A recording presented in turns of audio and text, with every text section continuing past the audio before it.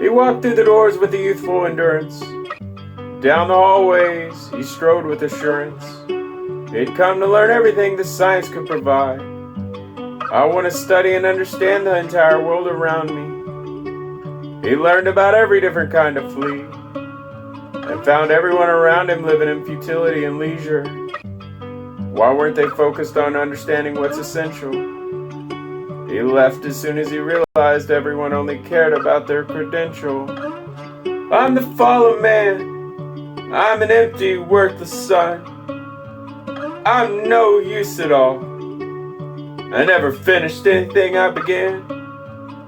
I'm needed by no one. I've never found my call. He knew how, of course, that the world had to change and burn. So he found the group with the red flag appropriately stern. They spoke of overthrowing injustice and instituting a new system. He was hopeful he had found it all and joined their protests. He clashed with the police and decried their arrests.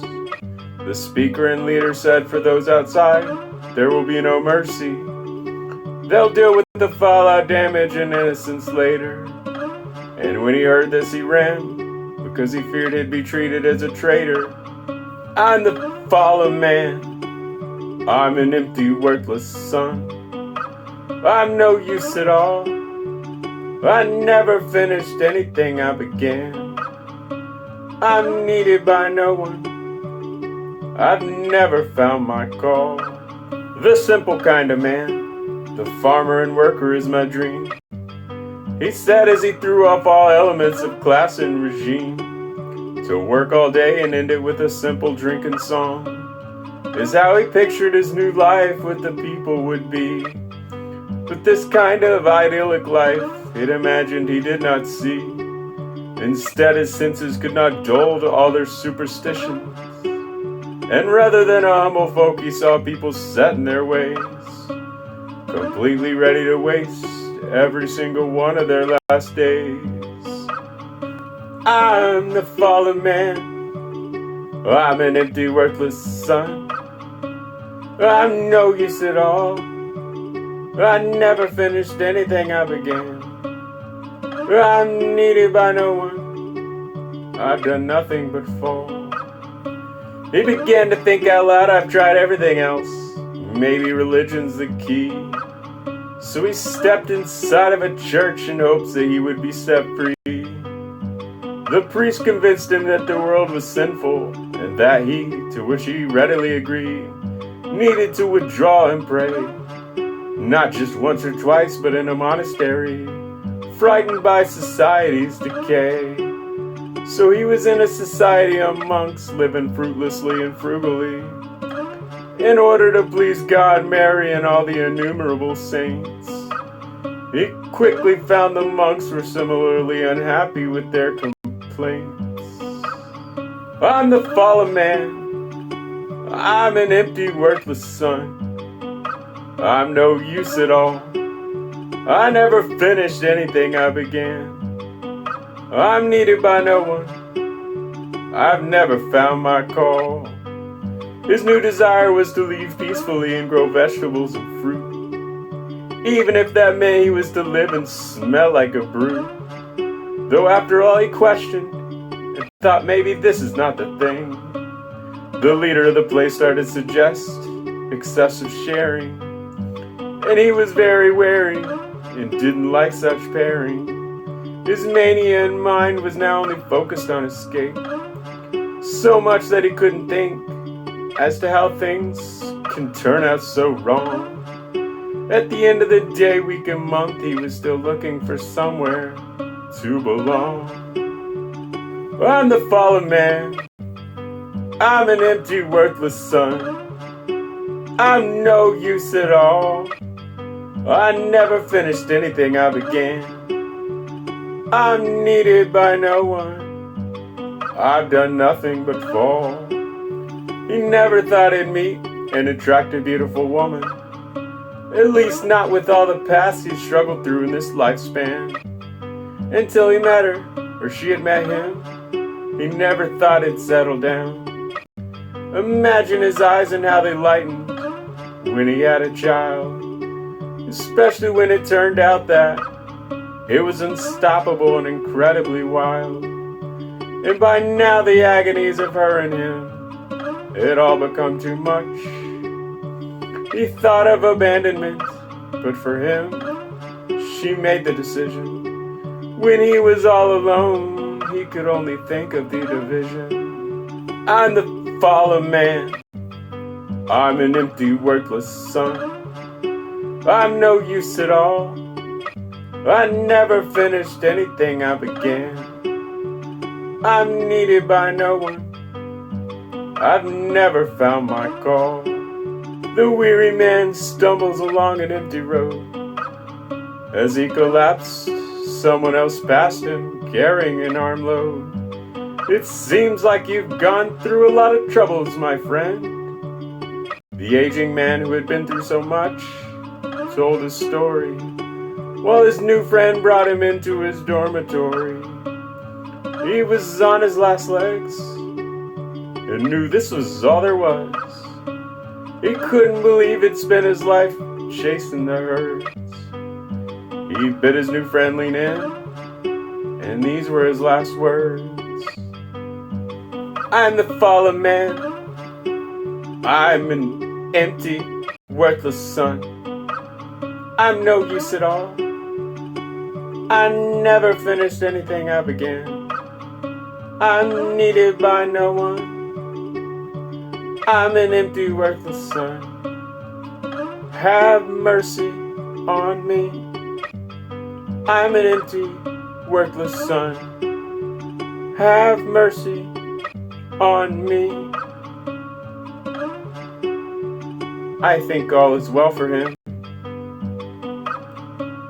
I would like to be him.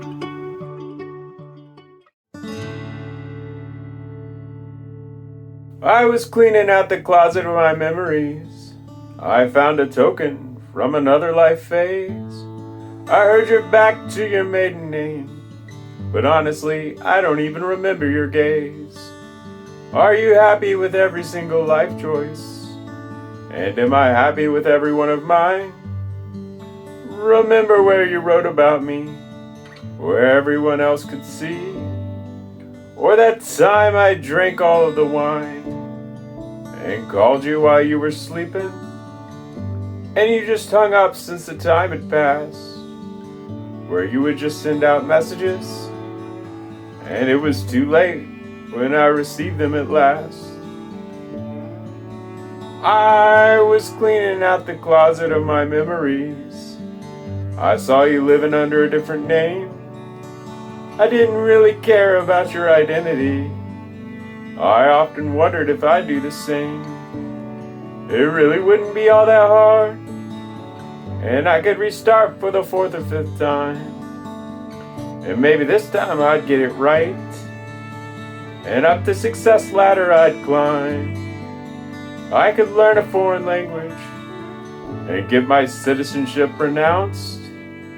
I could teach the world a new perspective, and then I wouldn't feel so trounced.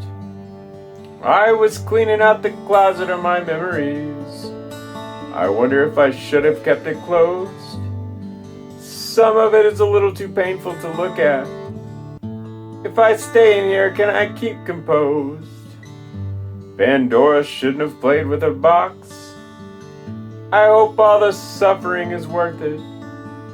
Curiosity murdered your whole evening, and all your productivity goes into the pit. If you keep digging in there, you'll find your crimes and your disappointments that you can't take back. And you can't do anything about what you dug up, except to try to bury the whole stack. I was cleaning out the closet of my memories. I thought about the one who bragged of theft, and all the ones I knew that were in jail, and the ones that had exited stage left. Remember how he had joined the army, and his friends were also proud of the announcement, since he'd thrown his other opportunities out the window, and they saw this, as of his previous life, a denouncement. But as soon as training was over, he was dead. Use the gear like that, and you'll never get back your deposit. Last week I drove by their old house and shuddered. I didn't like those memories, so I shut the closet.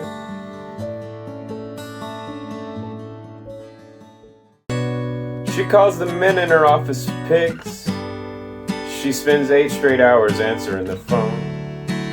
The customers yell their complaints at her. Her boss tells her to get a backbone. She breaks into tears in the parking lot. Surely there's got to be a better way. I can't take this job anymore. I'm gonna quit one day. She's filling for the lines in the hand, but nothing is speaking to her like times past. The seeker wants some easy answers, but she's only filling a gas. Doubt is a tough herb to choke on, especially when you don't know to whom to pray. I can't take this job anymore. I'm gonna quit one day. Her child won't quit screaming. It's telling her it hates her and throwing things at her face. It's heaving every conceivable slur. She's starting to realize truthfully it will never accept what it got on a tray. I can't take this job anymore. I'm gonna quit one day. The actor pours his heart onto the stage. The sparse crowd quietly shuffles out. The lights turn off to no applause. He begins to wonder for whom did he shout. He hangs up his wig and his costume when he's asked if he'll be in the next play. I can't take this job anymore. I'm gonna quit one day. Sammy was laying out the issues to solve, but he didn't seem to show much concern. He was tired of being constantly interrupted, so at the same time they said, "You better turn or burn." Saul left in his brand new Cadillac, while Sammy was left in the driveway. I can't take this job anymore. I'm gonna quit one day. His customers keep dying and he wasn't sure what to do. The cartel and the gangs all know his name. The detective has his phone records on a bulletin board. He's realizing this isn't the best way to gain fame. Every time he hears a siren coming closer, he thinks it'd be best to move to Norway. I can't take this job anymore. I'm gonna quit one day.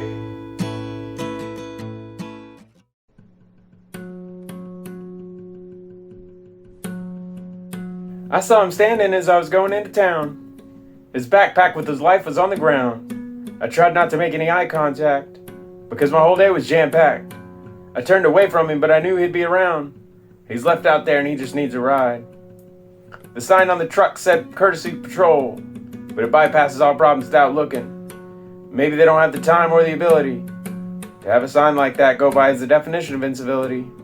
If you want some assistance, better get a booking. And you can't manage it if you're the one who needs a ride. The father shudders and hits the gas. The wife is staring daggers ahead. The children in the back are stone silent. In the air it feels quite violent. No matter how much the road pled, he'd never get from them his needed ride. The sedan's got a meeting to get to.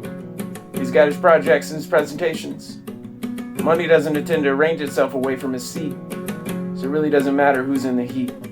He doesn't have a place to give donations, so yet another passes the one who just needs a ride.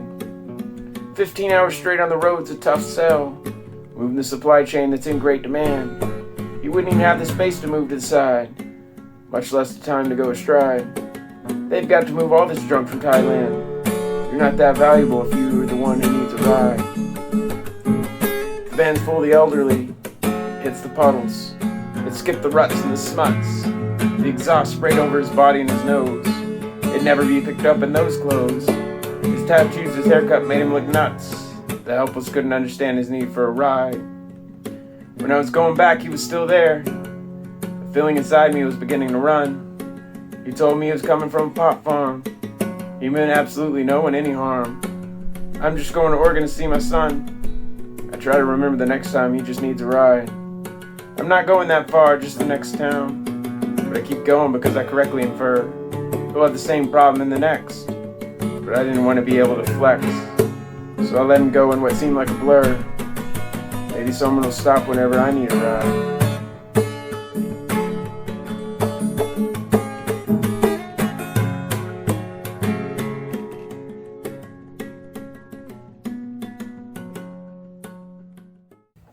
In modern terms, you'd say she's trapped. The men in her life keep her wrapped. Her graduation ceremony ended with the lid put in a jar by the one who was not outbid.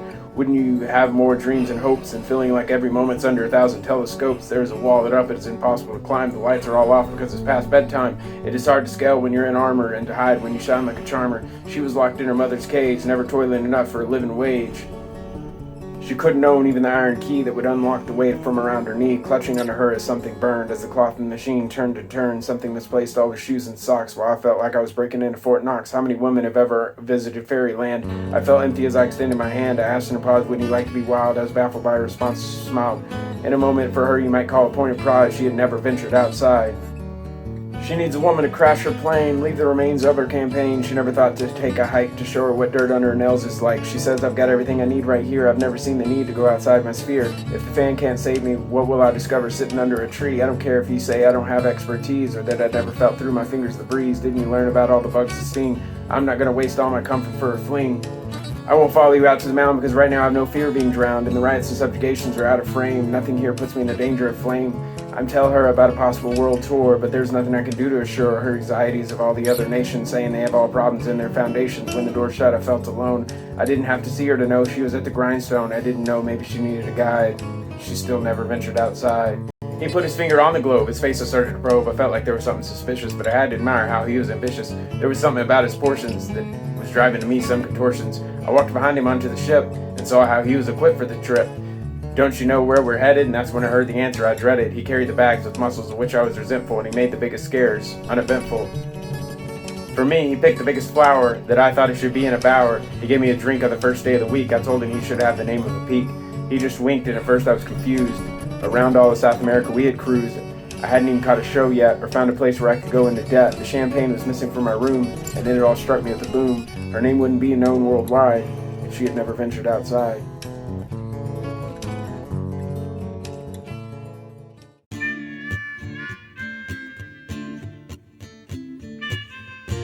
In 1990X, he loved to rock. It dated around the clock. To change, he'd be completely unwilling, despite the fact that to him it was killing. Everything he loved in his planet faded. Honestly, he had been totally degraded. A promising young man utterly embarrassed, who said the universe was the fairest. It definitely could have been me, taking out the dragged out path, not paying the fee. I didn't know him at this stage, but I heard it was quite the age. To know him then was to know a man who was trapped in snow. A one who was lost in his own. Someone who had been completely blown. Couldn't take care of his kids, had no wife. If he had a buck, he'd take it with a knife. He never was sure who he was. He'd say the reason was just because. He'd treat everything like a game of charades. Then he'd end up wrapped in band-aids. He'd say he'd found Jesus, but the devil's who really frees us. Imagine now the same man, even though I'm not his biggest fan, standing in front of him preaching at church.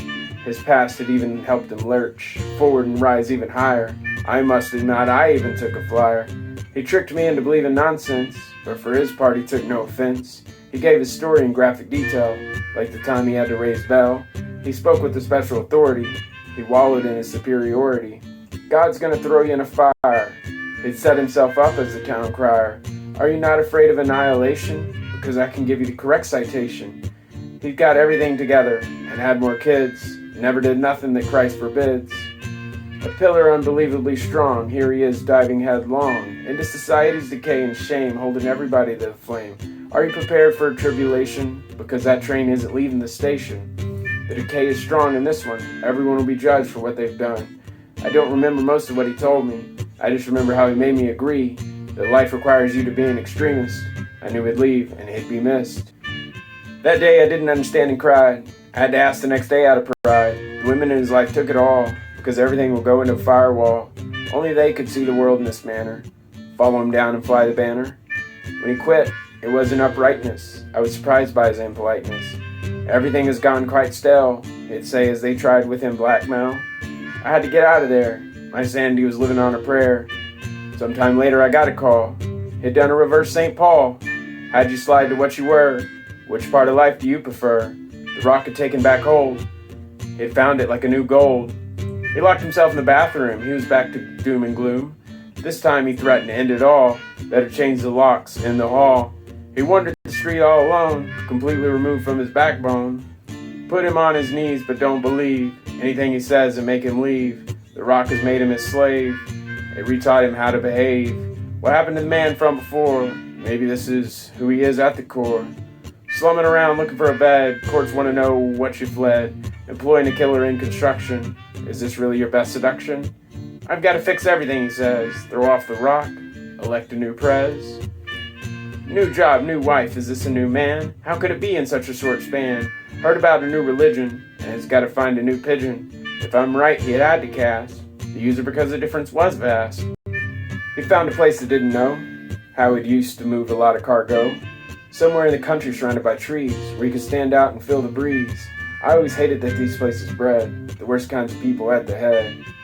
Who'd really want to hear a speech from a man who's lived like a leech, sucking off everyone around him, like some sort of villain from Grimm? But the world's too real to have birds to peck out of the eyes of those who speak false words. I walked into the chapel, though I wasn't ready to grapple with a faith I no longer believed in. But to be fair, when I saw the bearded chin, despite his love of playing the scaremonger, he really wasn't a part of this any longer. You might say I don't believe in redemption, that I should have some sort of exemption, but my suspicion is that his whole intention is to control people by intervention. Maybe his lack of constancy is the key. It won't allow him to let people be carefree. I really don't care what he's saying today. I just feel bad for those who are his prey.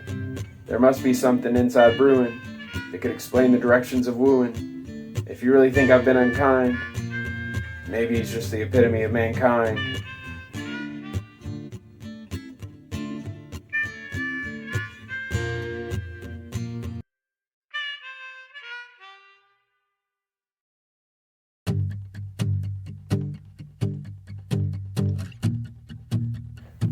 Hamlet's brothers representing a division. One side rightfully is facing constant derision. Hamlet has to make a bold decision. His brother is stalking the edge of the play. The foundations of the country begin to sway. Fortinbrah's dressed up all in gray. The king in the rafters asks, what did he say? The man in black is telling him to play to mark. But they're trying to protect the ideas of the oligarch. Julius Caesar's brother is stabbing him in the back. Everyone in the audience turns around at the crack. The sun is spiraling from the attack. Caesar runs through the rows of the house. He's trying to save the child and the spouse. His brother's trapped in a fire that won't douse. The officer they could not figure out how to rouse. Caesar didn't like him all that much, so he took his ashes and spread them in a hutch. Richard III's brother is angling for the crown. He's tired of playing the role of the clown. I need better roles to get anywhere in this town. He runs through Richard's money on the stage. You gotta go through it to make a living wage. When Richard found out, he went into a rage. They put him in the tower if it weren't the Bronze Age. Who would have thought the best could be poor? Put on the posters, because now Richard has to go on tour. Shylock's brother's sharpening the knife. He wants to take the flesh as well as the life. He doesn't know he'll be tricked by the wife. He's so busy searching for what's fair that he's unaware the payment's just a snare. The laughter of the crowd won't cover the affair. The comedy is in the marriage of the air. The scale can't measure the brother's discrimination or the subject of his constant fixation. Romeo's brother's looking for heads. The plot's hanging on only by threads. The friar had one too many sweetbreads. He's intercepted by the brother Romeo, who takes the message so no one will know. Jumping down the railing to what's below, where his horse is waiting after placing show. When tragedy appears on the playbill, his brother knows just what to fulfill.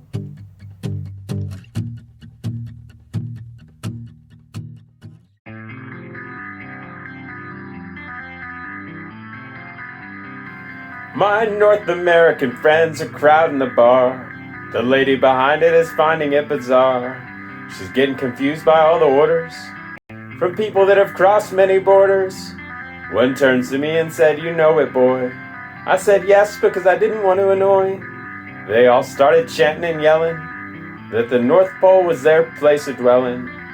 In a moment of stupor, they're next to me. I was surprised to be their next draftee. They asked me where I was from and going. I made my way through the table by elbowing. My North American friends are constantly traveling. Oh man, there are things in Shanghai unraveling. And in Istanbul they'll cut you down. In Mumbai you better not go downtown. Casablanca wouldn't let us be together. And when we were in Sydney we didn't know whether Johannesburg would like us any better. And we couldn't go to Almaty because we didn't have a letter. Asked them if they came here for fun. No, we're only invited to where it's undone. We just want hot meals and a shower that works. Anything else in life we consider perks. My North American friends watched her walk by, and one of them gave out a very audible sigh. If you wear it on your left hand, she'd be curious. But I'm not trying to give you advice that'll make you injurious. Look at this one, the oldest remarks. Between us there could be some sparks. Hey, I went through that age and it's tough. I realized he was just speaking off the cuff. He was slightly embarrassed by the others. He'd remove himself from the situation if he had his druthers. He smiled though, and he sure liked to laugh. I'm sure there was something under it about a former better half. My North American friends' eyes spoke their terminology. I could see through them without apology. They know how to have a good time rowdy, to not get up to pay until the drinks get cloudy. For anyone else it really doesn't matter, we're backwoods. It's really no shame we can't travel to each other's neighborhoods. I couldn't quite get over the fact that my whole life away I had packed in order to rid myself of the stench. And then when I smell it, I'm immediately back on the bench. Maybe I'm always my background, no matter the cleanse. And I discovered that one night with my North American friends.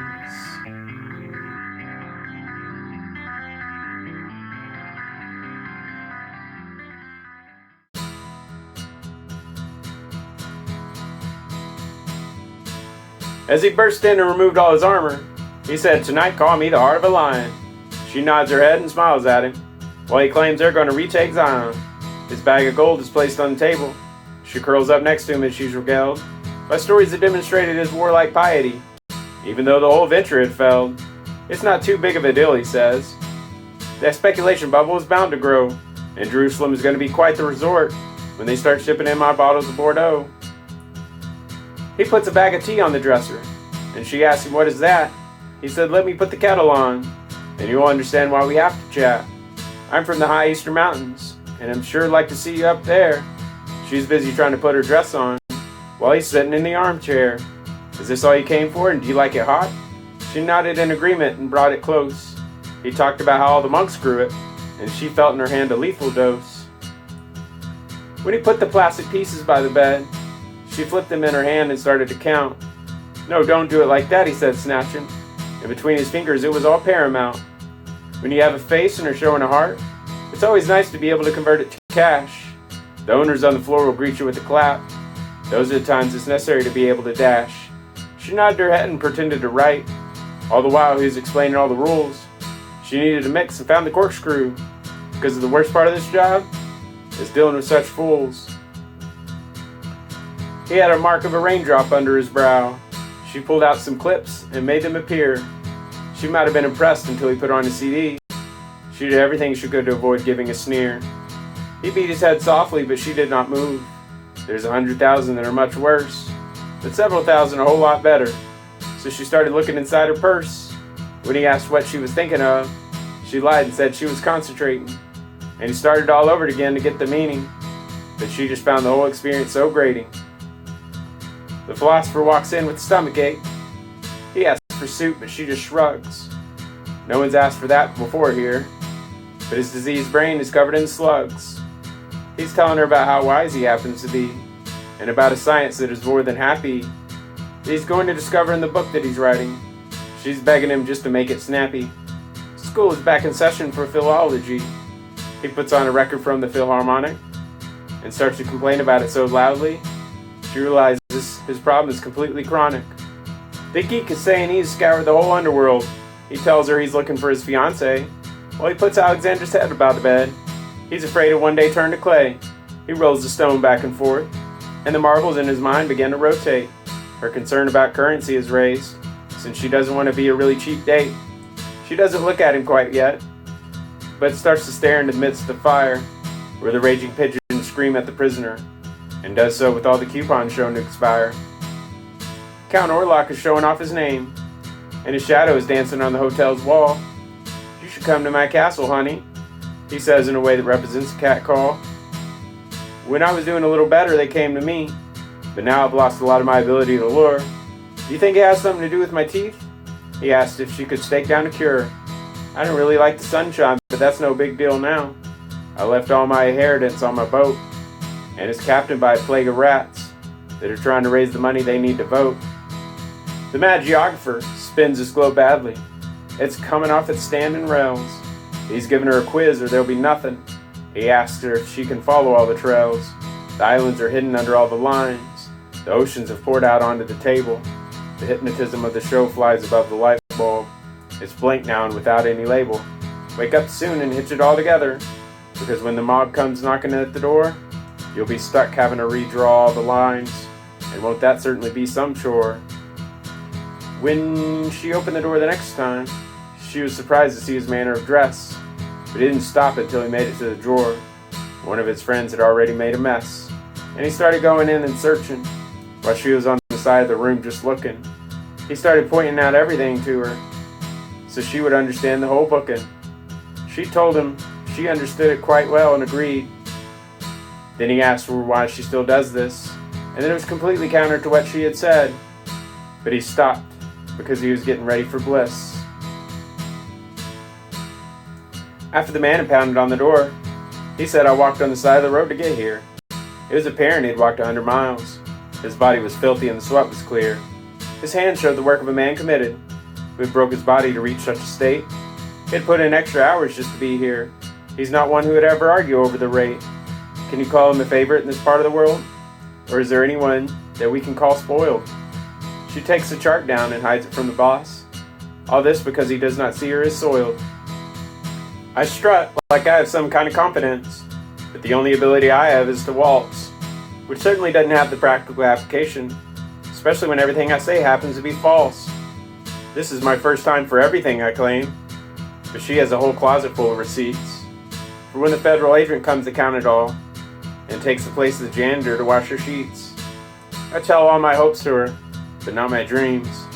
I keep them to myself like they're confidential, not because I don't remember them well, but I don't want to admit how they're influential.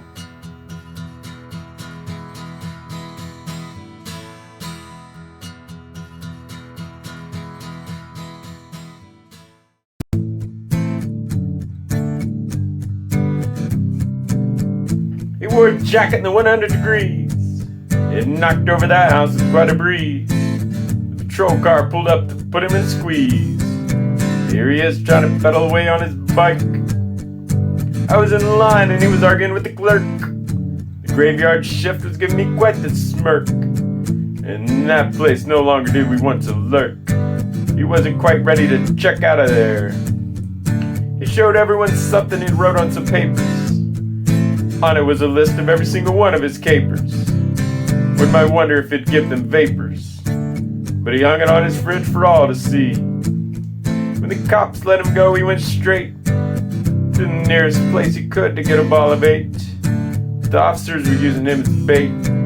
They told him to get on the floor with a smile. He called himself the real Mr. Money. He never found himself out when it's sunny. Over every fence law, he'd hop like a bunny. He refused to be tamed or domesticated. When he'd fly by on the highway, people noticed the way the fluid would spray. Hit to the mechanic, get down play, but he was driving without any hood protection. He raided my dog's medicine locker, looking for a heartworm blocker. He really wasn't much of a talker, but said it was the only thing that made him better. I noticed him sleeping in his car outside the store. When he went inside, he claimed he was swollen and sore. Barefoot, he claimed he'd been working the floor. I knew he'd been staying out there all night. He was on the street wheeling a cart. He said, "Help a vet and have a heart." I told him there was no war he was a part. He smiled though and said, "Hey, it's working, right?" He called himself the real Mr. Money. He never found himself out when it was sunny. Over every fence law, he'd hop like a bunny. He refused to be tamed or domesticated.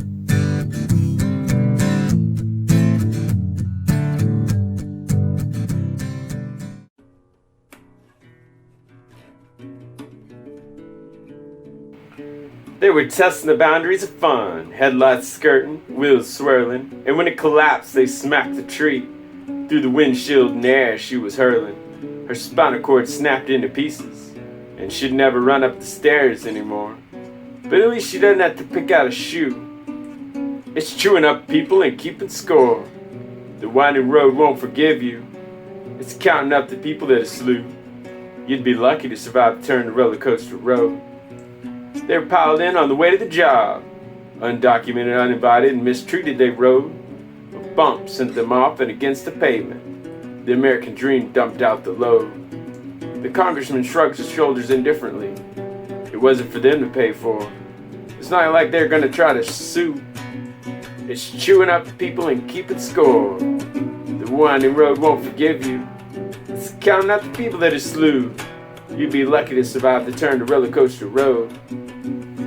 We made it together for 7 whole years. But the 8th turned out to be a little too tough. I can't blame her for speeding off. In my car and with all my stuff.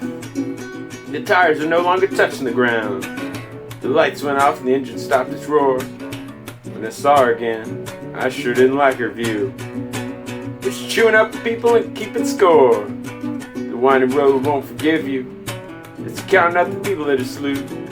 You'd be lucky to survive the turn to Rollercoaster Road. The last Neanderthal was banking on his lottery ticket.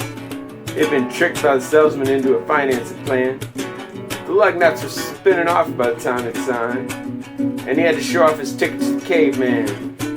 By the time the numbers were rattled off, they wouldn't even have a car to restore, much less ancestors to put into a zoo. It's chewing up people and keeping score. The winding road won't forgive you. It's counting up the people that they slew. You'd be lucky to survive the turn to Rollercoaster Road. The driver suggests all the passengers get out. I'm going to try something crazy, so watch closely. Everyone files out to the safe half of the hill and watch the driver misjudge grossly. He's sliding down the mountain without abandon. How they're going to get home to Ecuador? They sure don't have any clue. It's chewing up people and keeping score. The winding road won't forgive you. It's counting out the people that it slew. You'd be lucky to survive the turn to Rollercoaster Road. I took the turn one day out of sheer curiosity. I needed an alibi, alias, and a new address. Could the bumps in the road be my savior? And the steep cliffs and soul lane bless? I embraced the newfound loss of control. At least I was no longer filling the bore. Who knows what will be in my next rescue? Cause it's chewing up people and keeping score. The winding road won't forgive you. It's counting up the people that it slew. You'd be lucky to survive the turn to Rollercoaster Road.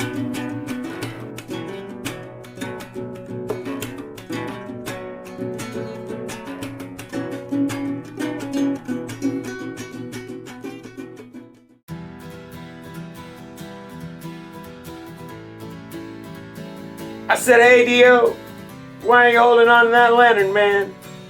He brought it up to me and asked, "Are you an honest man?" I replied, "Dio, are you a struggling man? You live in a pipe, that's no place for a man." "Oh, that's a jar," he replied, "a good hope for all man." But that might be confusing, so let's pick up where this began. Just know that no matter what, he just always does what he can. Little Dio is not above a little fraud, let's not kid. He told me I'm gonna buy a goat, a kid. So he took some metal and melted it down, who's this gonna kid? When it was time to get caught, he said, "Oh, all around, I was just kid." To which him and the cop said, "Get out of here, kid." He was not above a little humility, so that's what he did. Dio explained to me I'm part of the earth. To keep the economy going, a man's gotta dig in the earth. But now I was convinced he was the strangest guy on earth. I looked at him like it harnessed wind, fire, and earth. Is it true the struggling ones inherit the earth? He surprised me when he said no. It actually all depends on birth. I think he got the sense him I was starting to dog. Especially when other people threw stones and called him a dog. And of course when they put him to work, it just dog. You'd never hear his hammer. Just the barking of a dog. He told me of his bosses, if you don't watch them closely, they'll turn dog. It got me thinking, why is life such a slog? When I kept asking why he lived like this, he gave me the finger. So I reported the police, you gave the wrong criminal the finger. When Dio was questioning his beard, he started to finger. The cop said, "How much poison?" He said, "Pour me a finger." The cop swallowed it himself, being all thumb and finger. Dio and I realized that this is not the right place to linger. The next day I saw Dio spraying on a rock. "Can't do that, they'll chain you to a rock." Or he said, "You can captain a boat that does not rock." He's gonna color the world with the phrase, "I rock." I asked him what made him do this. He said, "Well, rock." I told him the guillotine's coming back, the chopping block. The well-wishing wizard was asking, what does it mean to be me? I asked Dio, who said, "Please don't tempt me." I said, "I'll do anything, don't try to take mine and me." The wizard sneered at poor Dio, "You're nothing to me." Dio just held up his pet chicken and said, "This is you, and this is me." And well, the wizard, you should have seen his eyes glow with glee. "I've got to be me, get out of my way," said the very special general, used to get in his way. Dio just sat there, as was always his way. The general asked him, how do I live life the right way? Dio smiled and said, when you take a car trip, don't take the wrong way. The very special general held his head in his hands, leaving in dismay. I bowed to the statue and it still won't give me what I want.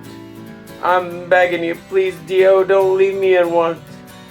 And do not give me that nonsense that it is a need or a want. Dio laughed at all my problems as he was wont.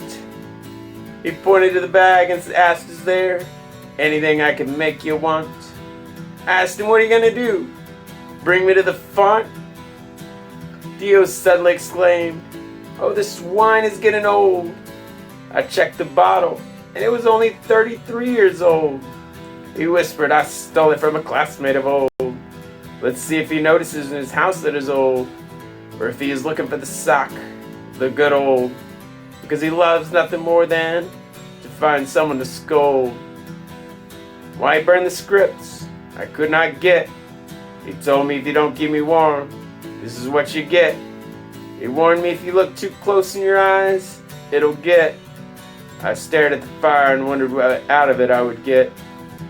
The sundial was off, so it was too late to get. The soldiers started mocking me for forgetting to aid in a bet. When Dio was hard up on cash, he did not fall. It did not bother him to see the government fall. He always told me things will be normal again next fall. I wasn't so sure we would survive until nightfall, or if we'd ever get to see another natural waterfall. I thought for sure soon we'd be thrown up against a wall. Finally, I was able to ditch Dio and go. I tricked him, bested him in the ancient game of Go. I saw the opposite man and thought to have a nice go. He was huffing and puffing with his heavy pack that won't go. When you forget yourself, you start to collect. It's the way things go. You know, people like that are always looking for new plays to stow. When I finally saw Dio again, he was on strike. His bowl had been broken when he'd been dealt a strike. He'd forever fly in fits of rage when the thought would strike. He was down to nothing, and it was apparent when the clock struck. When I finally offered him something, he said, off my list, you I will strike. The last I heard he was lost when he'd head off on a hike.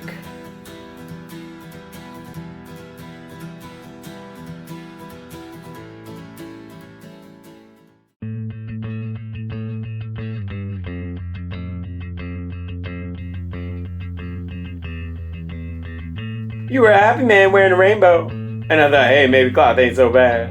You party down the street and I watch the show. All the banks flying now, so it's not so sad. They'll hang your neck with the flag.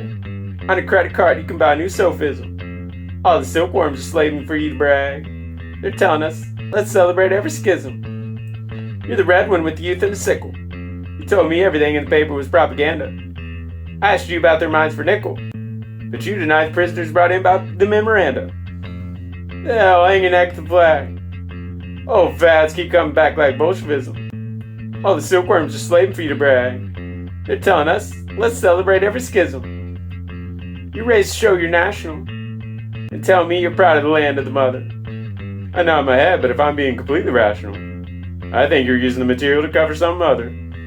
They'll hang your neck with the flag, and have you chance to prevent you from seeing another prism. All the silkworms are slaving for you to brag. They're telling us, let's celebrate every schism. You tell me you're proud of your region of state, and label your house with the rope and the pole. So the ones an hour away you hate, to represent where you're born, I don't see the goal. They'll hang your neck with the flag.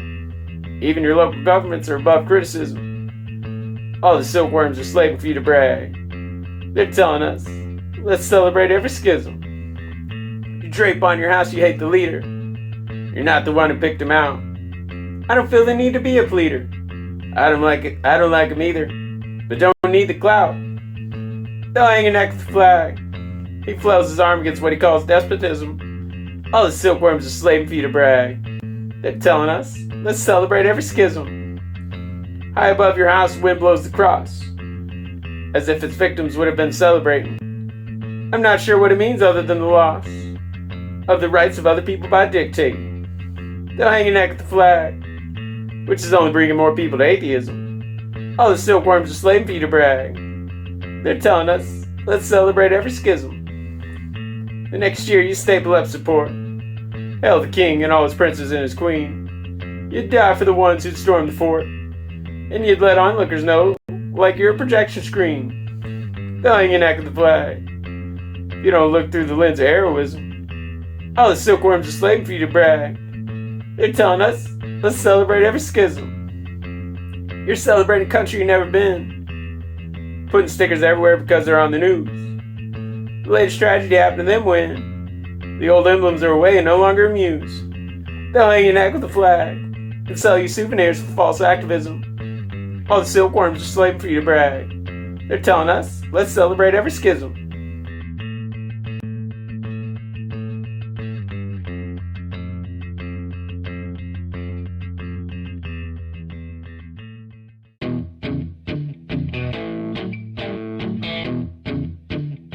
When you stumble into the cave, you're gonna see her in there at the oven. If you're feeling especially brave, you'll ask her about the Queen of Coven. She'll put you in the next raid, drinking the stew and let the love in. If you're ready to move on up in the world, when you hope everything's gone without a glitch, you start to feel like you've got the itch. Call her up because she's a witch. The doctor's sad, she's got a wicked tongue. She's letting you see your descendants. She tells you, from the trees you'll be strung. That'll be fine if they get my lieutenants. All the false ones are fall flung. You'll never have to claim them as dependents. If you're ready to move on up in the world, when you hope everything's gone without a glitch, you can start to feel you got the itch. Call her up because she's a witch. She has you asking your friends questions about where and how they were born, and you don't feel like taking any suggestions while your enemies are going through the corn. And she's avoiding all your household congestions. She won't cover you when you blow your horn. If you're ready to move on up in the world, when you hope everything's gone without a glitch, you can start to feel like you got the itch. Call her up because she's a witch.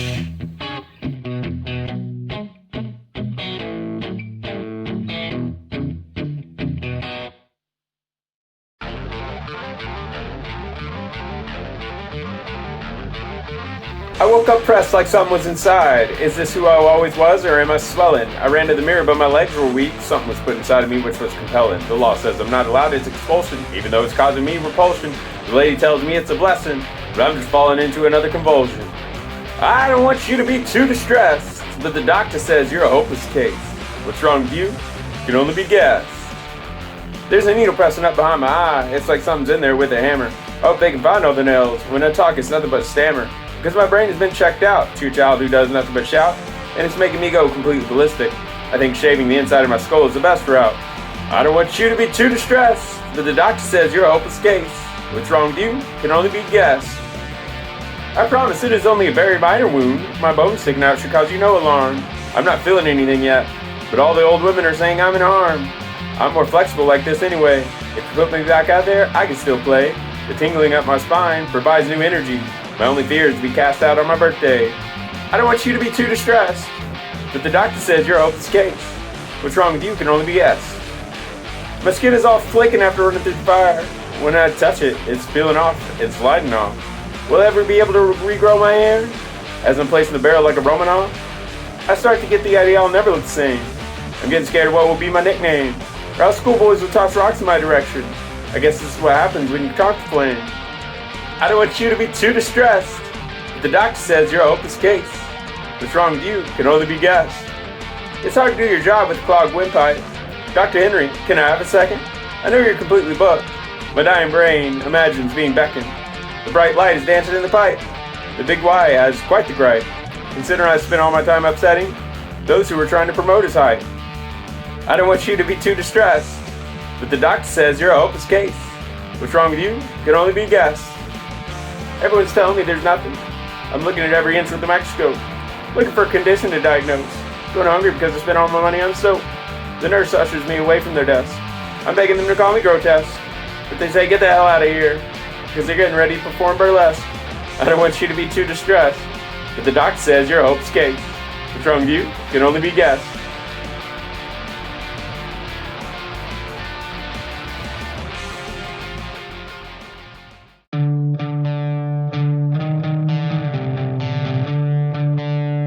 The pinch came and you admitted it wasn't your style. What if something goes wrong and I don't mess with guns? I've got the boss man right here. Do you have him on the dial? What we'll get, we'll move it by the tons. Paranoid, paranoid. You think now, oh man, how did I get tricked into a heist? You put your dark clothes on because it is cool to wear black. How did I get here when I was taught to love Jesus Christ? Before you even understand it, the whole thing started with a crack. Paranoid, paranoid. Smoke poured in and you hear and see zip. You only know that the good shit better be coming. Before you can even feel it, you've tightened your grip. To those around you, it's nothing but humming. Paranoid, paranoid. How did I get here? What decision put me here? You think to yourself as the front man pulls the trigger. If I disappear, who will be there to shed a tear? Maybe if I'd put into my schooling and studying a little more rigor. Paranoid, paranoid. You grab a bag of what you are not even sure, and whether it's worth the bleeding and running. It better have for all your ills a cure, some for which you did not have the cunning. Paranoid, paranoid. Okay, what's the damage, one says? Better go to the hospital. You look down and you just make sure you're still all there. Oh, it's just a little cancer and a few broken bones, said the boss non-committal. He and his main wingman had been caught in the snare. Paranoid, paranoid. Yes, he says, we have to eliminate the extra weight and get rid of everyone we don't need and didn't earn. Alarm bells start going off in your mind and refuse to obey. Of different paths of destruction, the wheels start to churn. Paranoid, paranoid. When you think you've got away, one of the henchmen approaches and says, bad news, my friend. The police seize your accounts. They've got videotape with you among the cockroaches. And when they add it all up, they've got the right amounts. Paranoid, paranoid. You go to this celebration anyway because you need a drink. The waitress comes up to you and said, the first timer never makes it. Whether she knows it or not, she's brought you to the brink. Now you can't stop thinking about how they'll throw you in the pit. Paranoid, paranoid. You ditch all your dark clothes and like a bride, wear white. If that won't make you pure, I'm not sure what will. The preacher told you he'd cover your blight when contemplating the apocalypse. What's the usual drill? Paranoid, paranoid. Now you're completely sure they're coming for you, ready to eliminate you so you won't talk. You're just one on a list. Are you the next on a queue? Now are you so obsessed with the clock? Paranoid, paranoid. How can you not see them around every corner? Avoid everyone. Maybe they even copped your mother. The preacher says this is the end, and you think the warner. Is this all there is? Or is there an out there other? Paranoid, paranoid. Two gunmen approach, and before you know it, they've turned into pigeons. The assassin's blade transforms quickly into a bar of soap. The hitman on the dark bridge is actually just selling his religions. The man in the riot shield and bully club is just the Pope. Paranoid, paranoid. The detective comes to the door and asks if he can make some proclamations. Sure, I guess, you would say. I've been told I'm a pretty good interview. He tells you he knows where you got all the cash for your donations that you made and why there's money poking out of the top of your shoe. Paranoid, paranoid. Oh, I'm actually a world-class counterfeiter, you reply. This money isn't even real. I like to play the Monopoly. The detective sees through your obvious lie, but he spends a few hours there because he does his job very sloppily. Paranoid, paranoid. He asks where you were on the night all this occurred. You make up that you were trying out all the clubs. And I spent so much money my vision's all blurred. The detective's getting impatient. His temples he rubs. Paranoid, paranoid. Look, he tells you, I'd arrest you right now. But I took too many painkillers and forgot my handcuffs at home. Just stay here, and I'll be back if you allow. When he leaves, you think of all the places you can roam. Paranoid, paranoid. You look in your wallet trying to find your ticket. They'll help you escape so you can be completely remade. To a small town with small habits you can pick up and kick it. Maybe even some port or factory where you can apply a trade. Paranoid, paranoid. New town, new name, but still looking behind you. Will they be able to find you? Are you now safe? The old man stares down and asks, is this who? In your clothes and sweat, you begin to chafe. Paranoid, paranoid. Better keep moving on, now you're a vagabond. No place to be and certainly no people to see. You even do the unthinkable, unforgivable and dye your hair blonde. When you need a few dollars, you know how to go on a spree. Paranoid, paranoid. The only safe place you can think of is in the woods of a national park. So you pitch your tent among the bears, elk, bison, and moose. Surviving on rainwater, herbs, berries, mushrooms, and tree bark. You'll lie around in ivy, warily avoiding the spruce. Paranoid, paranoid. What's that turtle doing? You begin to question. It's moving so slowly. And why does it need so much armor? You become alarmed at its very existence. You run away as far as you can from the charmer. Paranoid, paranoid. On the globe, if you go too far, you're back where you started. You keep going as far as you can all the way ahead. You have a quick thought for those of yours dearly departed. But now you have the realization that they can't kill you if you're already dead.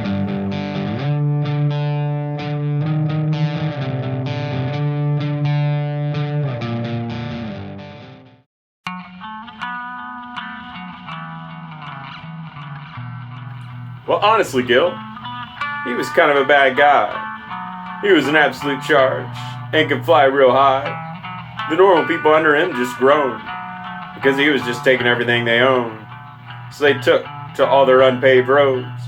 They were scattered with all old Gil's loads and screamed and yelled and beat their breasts. Gil looked out and knew he had to make some arrests. He looked at his assistant and said, "Where's my sword?" The assistant was too busy looking at a house he could not afford. The gods were starting to get all upset. They knew soon they'd have to make a threat. Their party was getting interrupted by the noise. They were still recovering from a night out with the boys. One of them stood up with an ice bag on his forehead.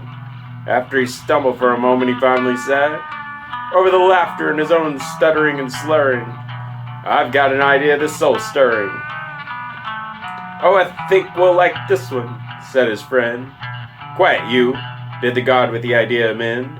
What we need to do is send someone in, Gil. Do you know of anyone who fits the bill? A still struggling queen in the back started to stand and started saying a bunch of words that'd get her banned.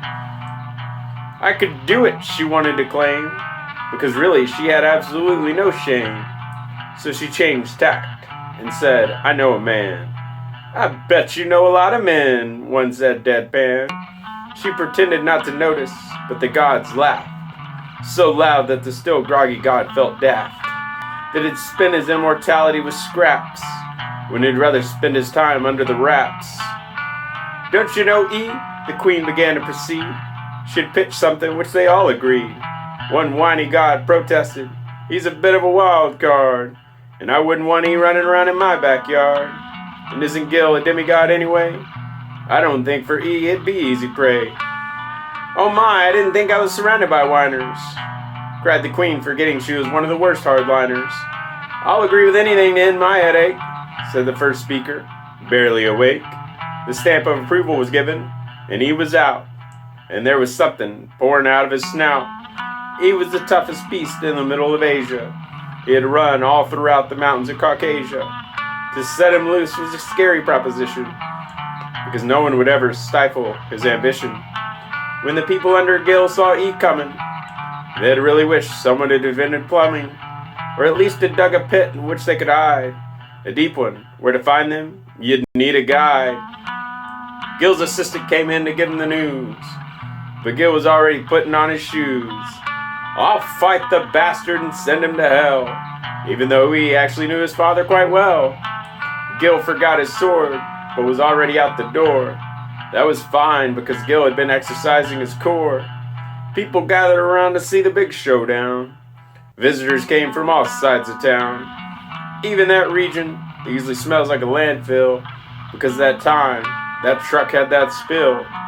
He looked Gil in the eyes, and with a sigh, told him, Gil, you're kind of a bad guy. So Gil threw his fist at the beast's teeth, and he just ducked to where he was beneath. The snarling wasn't just for effect, and Gil found himself on the ground decked. The crowd started cheering and banging drums, because they were sure they understood all outcomes. Of course, Gil got back up and made his move, and at this moment started getting into his groove. He found himself trapped in a headlock. The crowd knew it was a fatal choice to mock, and began to scatter into all their different directions. The priest from the casinos started demanding collections. A heckler stood at the side and shouted obscenities, and started to reveal all the criminals' identities. He let out an agitated squeal of pain, while Gil started to get out his chain. You know I could kill you right now, and do anything that the fates don't allow. But I was looking for a pet, you see, something that isn't all gross and feathery. So I'm gonna take you home to be my pal. I'll build you a nice large corral.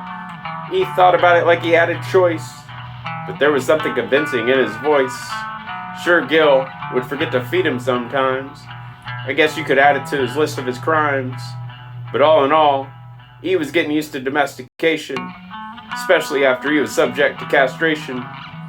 Gil's assistant used to take him out on walks, but one time Hungry E called him up on the docks, and Gil had to train E to be a secretary and find a suit that went on a body so hairy. The gods all shook their heads in dismay. Their only idea had turned into child's play. Oh, Gil, why can't we get you to comply? The queen said, oh, Gil, he's kind of a bad guy. I'm never drinking again, said the god who was quite ill. At my age, it's no longer worth the thrill. But look, we have to do something about E. Something that even will make Gil flee. If any of you have any ideas, I'd love to hear them. The god of lunacy knew he had a gem and began to gather up all his papers and pens. He started, you know, sorrow is the state of men's. But he was cut off and struck down where he stood. His crime being that he'd wasted so much wood, which back then was a crime that was instant death, because the god of laws had taken too much meth. "We've wasted so much time," said the Queen. "Yes," said another, "my room isn't clean. I think I've really fixed it this time. Something that will really shift the whole paradigm." The rest all sat in silence and were intrigued, except the drinking again god, who was fatigued. "I know a man from heaven who's a bull. Gil will think he's quite a handful." Her audience just groaned and muttered. The drinking god between a swig shuddered. "Okay, Queen, try it, but this is goodbye. We'll let you do this, since Gil is kind of a bad guy." The guy who was a bull had a nice apartment. It was in a good neighborhood and by the fire department. He wouldn't step outside for less than $1,000, and yet he still managed to keep his back tan. "I really dislike people," he once claimed. And for this, he could not be blamed. Socially, he was a little immature. When he'd gotten his apartment, he forgot to read the brochure. So when the little messenger rang the bell, the bull man ripped him apart like a gazelle. But there was good money in this Gil and E job, and the bull felt he could use a kebab. After 3 wrong turns, Gil was found. Instead of a greeting, he was told he was hellbound. "Now come on, that's no correct conduct. Are you just here to obstruct?" The bull had forgotten his dictionary, so he was no longer able to provide any commentary. The two fought and hacked at each other. In another life, Gil could have been his brother. Not that reincarnation was present in his mind, because Gil plucked out his eyes, and now he was blind. The man with the nice apartment's battle cry. "Oh, Gil, you're at least, kind of, a bad guy." He stood in the back sharpening a knife. Maybe things had been different if he'd gotten a wife. He started hacking, cutting, and dividing.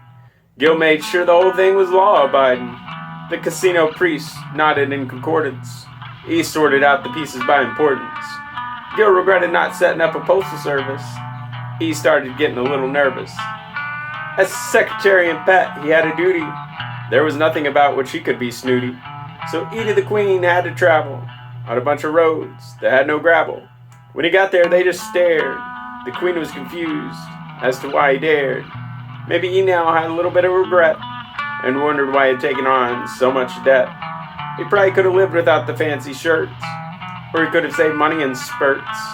The Queen finally decided to ask, "What's in the bag?" That was covered in diamonds and wrapped in a flag. "Oh, only your hopes, desires, and dreams." And both of them noticed it was tearing at the seams. "I guess now is the time for me to look inside." For E, this is quite a moment of pride. The Queen gave such a look of disgust at the whole experience, she just cussed. She didn't know she was so easy to mortify. She said, "Gil, you're kind of a bad guy."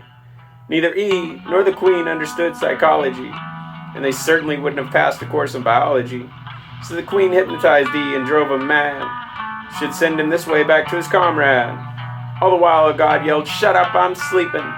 I'll never drink again, I promise," he added, weeping. He was a changed beast with a new disposition. Now his whole life was filled with contrition. Gil couldn't read his poems of death and woe, like a moody teenager who'd lost their beau. "Oh, just end it all," he insensitively teased, not knowing that his friend was now quite diseased. It can be hard to get it when you felt that way, when everything inside you feels a ray. Gil was at the top, he at the bottom. He honestly wouldn't make it through the autumn, as the trees stripped down to nothing and were bare, and by all appearances didn't have a prayer. After all, the gods were too busy playing games to worry about anything that might soon go up in flames. When you can't crawl out of bed because of legs of lead, then you've experienced something beyond dread. Gil stood over him and his countenance fell. By now E had begun to smell. "Invent the revolver," he said with a smile. "I'll play a roulette game in style. I'm dabbling in self-destruction, while you're busy with reconstruction." Which was true, since Gil was busy with his tower. He wanted to show off his manpower. While the morning casino priests paid their calls, Gil stopped all of them in the halls and told them that they were much too early. He's not dead yet, though his hair is curly. He tried to stand and with him communicate, but Gil couldn't stop looking at his gait. "Oh, Gil, I'm not sure how to classify you, except to say you're kind of a bad guy. At this point, E began to bare his chest, and if you'd been paying attention, you'd have guessed that E was at the end and ducked out of life, and that he found himself without all the strife. Gil stood there in confusion and disbelief, something that doesn't often happen to a chief. The first thing I've got to do is resign my post and give away everything. Well, okay, almost. I've got to go out on a journey to find myself. It doesn't matter if I find the ice shelf. Gil thought the earth was stretched like a sheet. He believed you could run around it if you were an athlete. So he set off on his impossible and improbable quest. The people, relieved of his rule, thought it was just a jest. They stayed in their huts and continued to sow, because they believed that Gil could never meet his death blow. But Gil was milking up some high mountain, like a loser looking for the youth fountain. What can you discover there but a collection of frozen remains of people who, to be very frank, lost their brains? Up and up he climbed without a care. He didn't pay attention to the clothes one would wear. Jutting out of the mountain he saw a hut. Surely, he thought, they won't keep their doors shut. Only now did he reflect on why he was here, and why he'd ventured in conditions so austere. Was he afraid of dying, or had he grown soft? Had his inner pain and screams grown too oft? The door creaked open and a face appeared. Gil just stood there staring at his beard. The man said, "Without a call you dropped by. You, sir, are kind of a bad guy." Gil really did ask this man if he'd heard of coffee beans. The man told him he hoped he didn't pass on his genes. Gil wanted to know this man's name. The man sighed and remained at the door frame. "I guess you could really say I'm the best, but in all honesty you should call me Rest." "May I come inside?" said the poor cold man. But Rest said he should hit him with a pan. "I'm trying to be secretive, and here you are. In a future time, you'll call yourself Czar." Gil wondered how now he could take this title, but Rest interrupted by asking if this is vital. Gil told him he'd once heard a crazy story, but that he wasn't sure if he'd take it as allegory. Rest said he'd explain everything soon, but right now his actions were controlled by the moon. "I don't believe in the directions of the satellites, deciding who exactly will become knights, but I'm willing to listen to some exaggeration, if it'll give me a good sensation." "Well, that's good, because I've got something for you, if you're willing to be born completely anew." "I'll do anything," said Gil, "just convert me." After all, he said, "I'm nearly 30. "Oh, the gods," said Rest, "you're dying already. If you'll be careful, I'll try to keep you steady." "Enough stalling. What can you possibly demonstrate?" "Oh, I've dealt enough with your hate.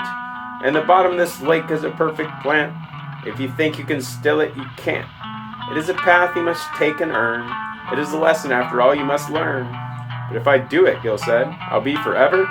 "Oh yes, you'll die absolutely never. You can't die, you're completely immortal. I have found humanity's secret portal. However, there's more to this narrative. To start from the beginning, it is imperative." "Oh my gods," Gil sighed. "Nothing is short today. Everything must turn into a very long essay. Once there was a lot of unclaimed valueless dirt, and one drunk god tried to assert there was worth if you turned it to people, and they would gladly build you a steeple if you invent a crazy thing called religion, in which into every person you could pigeon." The rest of the gods couldn't help but agree, and one of them people even cultivated tea, which the gods greedily boiled and drank, and the different humans started pulling rank. Unfortunately for them, humans didn't come without a cost. The hungover parties tossed and tossed. All the while from below came screaming, so the lazy ones started scheming, and they brought to the queen a perfect plan. They devised in their eyes the fall of man. Have you, queen, ever heard of the idea of a flood?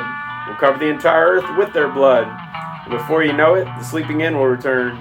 And with a nod, the queen let them adjourn. They killed almost everyone with this thought, and for all the terror that they wrought, there was crying and teeth chattering on the hill, even though it's bloodthirsty could not chill. So one came to me and said, "Hey, here's a boat. It is the best way to get around our moat." I took it with a bit of humility, because I always doubted my ability. How did I know I was to possibly survive? The god knew what would keep me alive. "It is a secret plant under the lake. Come on, grab it. Your life's at stake." "Wait," Gil said. "My life is too good to die." Rest said, "Gil, you're kind of a bad guy." Gil got from Rest some decent directions. He got to where he wouldn't need corrections. He descended and found his own path, avoiding all the gods and their wrath. For the most part, he continued uninterrupted, his whole way of being not yet corrupted. The cold and the wind wouldn't stop him. To him, strength was a synonym. When he found the lake, he dove deep, ready for the rewards he was to reap. Here comes the depth and water in the lungs, but he could taste it all on his tongue. When he found it, he plucked it, and found how easy it was to permit. When he placed it on the edge of the shore, the immortality had not been much of a chore. He started washing his hair that was all over, when something arrived to see if he was a pushover. A snake, a lizard, crawled along in the grass. "I'd love to talk to you, snake, but I've got to get out of here by daybreak." "Oh, but the world enjoys sleep. To keep on your journey would make you very cheap." Gil nodded his head and started to nap. To see a talking snake must make me madcap. The snake started to mystify and said, "Gil, you're kind of a bad guy." While Gil's head was underwater, the snake committed a version of manslaughter. It took the plant and the queen chuckled. And when Gil realized it, his knees buckled, because everything he'd worked for was gone. The limits of his life had been drawn. At this moment he realized that he'd die, and he'd lost his chance to deify. So what could he do but go back home? Surely there was nowhere else to roam. The kingdom needs him to direct the world, as around the solar system it whirled. His inhabitants again felt terrorized, but the one who returned was who they despised. I'd like to tell you he had been reformed, and all this had made him informed, but for the most part he was the same. He was still trying to fight for a claim. His city was in ruins and despair. Gil wouldn't give up his share. He built a building to the sky, even though his enemies were all nearby. The casino priest started to make a shrine, while all the citizens got in the bread line. As he got older, Gil's body started to betray, and he had gotten more frightened every birthday. Life from him began to escape. His body was only held up by tape, and when the end was nigh, his grave would say, he was kind of a bad guy.